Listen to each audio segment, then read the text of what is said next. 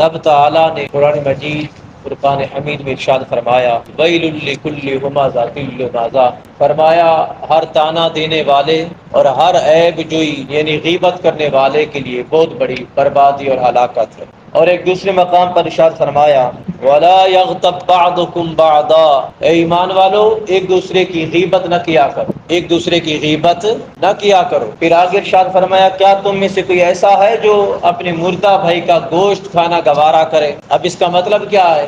مطلب یہ ہے کہ رب کریم ارشاد فرما رہا ہے کہ غیبت کرنا مردہ بھائی کا گوشت کھانے کے برابر ہے۔ جب اپنے مردہ بھائی کا گوشت کھانا گوارا نہیں کرتے تو پھر غیبت کیوں کرتے ہو؟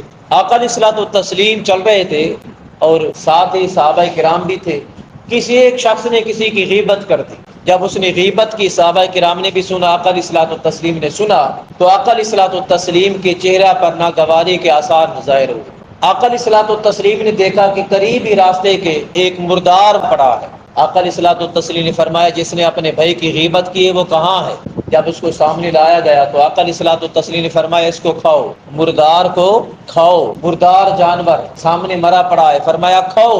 آقا یہ تو حرام ہے۔ آقا نے فرمایا جو تو نے الفاظ کہے بیان کیا اپنے بھائی کے متعلق، وہ الفاظ اس سے کہیں زیادہ حرام تھے، اس سے بھی کہیں زیادہ حرام۔ ہم سمجھتے غیبت کو کوئی سمجھتے ہی نہیں، اور سب سے بڑی بات تو یہ کہ غیبت کے متعلق ہم جانتے ہی نہیں ہوتے کہ یہ غیبت ہے۔ اب جانتے کہ غیبت کیا ہے؟ غیبت یہ ہے کہ کسی کے متعلق اس کی عدم موجودگی میں یعنی کہ اس کی غیر موجودگی میں ایسے الفاظ کہنا، اگر وہ موجود ہوتا تو وہ ان الفاظوں کو ناپسند کرتا کہ یہ الفاظ اس کے متعلق کہے جائیں یا اس کے بارے میں بیان کیے جائیں۔ اس شے کا نام غیبت۔ ایک مرتبہ آقا علیہ الصلوۃ والتسلیم نے اپنے غلاموں سے فرمایا میرے غلاموں کیا تم جانتے ہو کہ غیبت کیا ہے؟ صحابہ کرام نے عرض کیا اللہ ورسولہ اعلم، اللہ اور اللہ کا رسول بہتر جانتے ہیں۔ آقا علیہ الصلوۃ والتسلیم نے فرمایا کہ غیبت یہ ہے کہ اس کسی کی عدم موجودگی میں، غیر موجودگی میں ایسے الفاظ بیان کیے جائیں اس کے بارے میں، اگر وہ موجود ہوتا تو ان الفاظوں کو ناپسند کرتا۔ صحابہ کرام عرض کرنے لگے آقا اگرچہ وہ الفاظ حق ہی ہوں یعنی کہ وہ سچے الفاظ ہوں، یعنی کہ اگرچہ وہ عیب،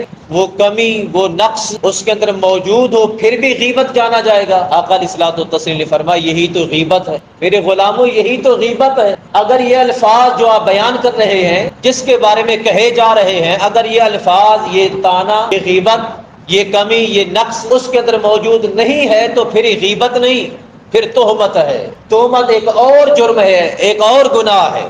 فرمایا غیبت ہے بھی یہی کہ جو عیب بیان کیا جا رہا ہے وہ عیب اس کے اندر موجود ہو پھر بھی کہا جا رہا ہو، اسی شے کا نام غیبت ہے۔ سو غیبت سے ہمیشہ بچیے، یہ غیبت بہت بڑا گناہ ہے۔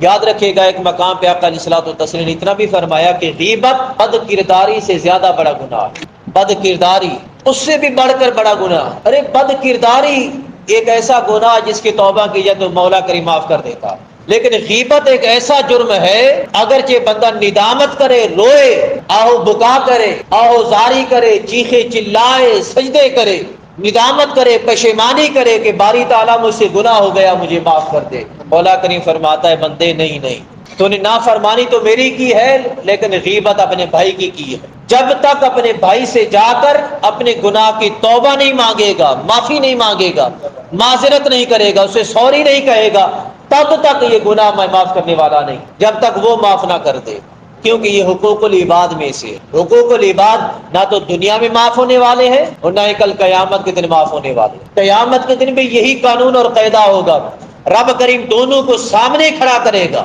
دونوں کو کہے گا ایک دوسرے کو راضی کرو، ایک دوسرے کو راضی کرو۔ مولا کریم کس طرح راضی کرے؟ میں آپ سے پوچھتا ہوں، جہاں نفسی نفسی کا عالم ہوگا، ہر کسی کو اپنی جان کی پڑی ہوگی، ہر کسی کو جہنم سے بچنے کی پڑی ہوگی، جہاں جہنم کی لو اور جہنم کے بھڑکنے کی آواز نہیں دے رہی ہوگی، وہاں ہر کسی کو اپنی پڑی ہوگی، وہاں کون معاف کرنے والا؟ ماں اپنے بچوں کو بھول جائے گی، باپ بیٹوں کو بھول جائے گا، بھائی بھائی کو بھول جائیں گے، بڑے بڑے قریبی دوست ایک دوسرے سے بھاگتے ہوں گے، وہاں کون کسی کو معاف کرتا ہے؟ لیکن رب کریم کا حکم ہوگا ایک دوسرے کو راضی کرو۔ وہ دوسرا کہے گا مولا میں معاف کرنے والا تو ہوں ہی نہیں، پھر رب کریم فرشتوں کو حکم دے گا کہ جس کی غیبت کی گئی ہے، جس کا گناہ کیا گیا ہے یا جس کا حق کھایا گیا ہے، یوں کرے کہ حق کھانے والا یا غیبت کرنے والے کے نامہ اعمال میں دوسرے کے گناہ ڈال دیے جائیں اور اس کی نیکیاں ادھر ڈال دی جائیں۔